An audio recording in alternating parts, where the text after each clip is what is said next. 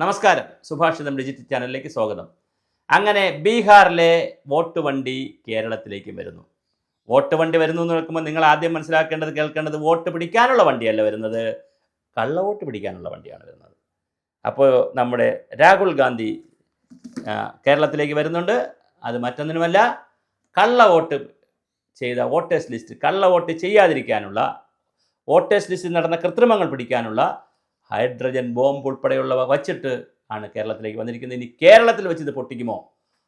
ഒന്ന് പൊട്ടിച്ചത് വടക്കേ ഇന്ത്യയിൽ വെച്ചാണെങ്കിൽ അടുത്തത് തെക്കേ ഇന്ത്യയിലായിക്കോട്ടെ എന്ന് വിചാരിച്ചിട്ട് ഇങ്ങോട്ട് വന്ന് പൊട്ടിക്കുമോ? പലതും പല സ്ഥലത്ത് വെച്ചാണ് പൊട്ടുന്നത്. അപ്പോൾ രാജ്യത്തിൻ്റെ വിവിധ ഭാഗങ്ങളിൽ പൊട്ടിക്കുമെന്നാണ് പറഞ്ഞിരിക്കുന്നത്. അങ്ങനെ കേരളത്തിൽ വന്ന് ഇതിന് പൊട്ടുമോ എന്നുള്ള കാര്യം അറിയില്ല. എന്തായാലും രാഹുൽ ഗാന്ധി കേരളത്തിൽ വോട്ട് ചാരി അല്ലെങ്കിൽ വോട്ടധികാർ യാത്രയ്ക്ക് വരുന്നു എന്നറിയുന്നു. കേരളത്തിലാകെ ഒരുപക്ഷെ എനിക്ക് തോന്നുന്നു പഞ്ചായത്ത് തിരഞ്ഞെടുപ്പും അസംബ്ലി തിരഞ്ഞെടുപ്പും വരുന്നതിന് മുന്നോടിയായി രാഹുൽ ഗാന്ധിയെയും പ്രിയങ്ക ഗാന്ധിയെയും സ്റ്റേറ്റ് രാഷ്ട്രീയത്തിലേക്ക് ഇറക്കുക എന്നൊരു തന്ത്രവും കൂടി ഉണ്ടോ നമുക്കറിയില്ല. എന്തായാലും കേരളത്തിലേക്ക് രാഹുൽ ഗാന്ധി വരുന്നു. കുറച്ച് ക്യാമ്പയിനുകൾ രാഹുൽ ഗാന്ധി കേരളത്തിൽ നയിക്കാനുള്ള സാധ്യതയുണ്ട്.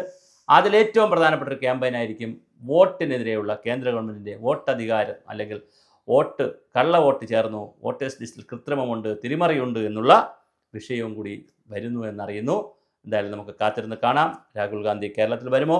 അത് നമ്മുടെ ഭാരത് ജോഡോ യാത്ര നടത്തി ഭാരതത്തിലാകെ പോയതുപോലെ കേരളത്തിൽ എല്ലാ സ്ഥാപനങ്ങളെയും ആളുകളെയും വ്യക്തികളെയൊക്കെ കണ്ട് ഒരു പുതിയ ഭാരതത്തിനും പുതിയ കേരളത്തിനുമുള്ള പരിപാടി ഈ അസംബ്ലി തെരഞ്ഞെടുപ്പിന് മുമ്പേ ഉണ്ടാകാൻ, പ്രത്യേകിച്ച് തദ്ദേശഭരണ സ്ഥാപന തെരഞ്ഞെടുപ്പിന് മുമ്പ് ഉണ്ടാകാനുള്ള സാധ്യതയാണ് കാണുന്നത്.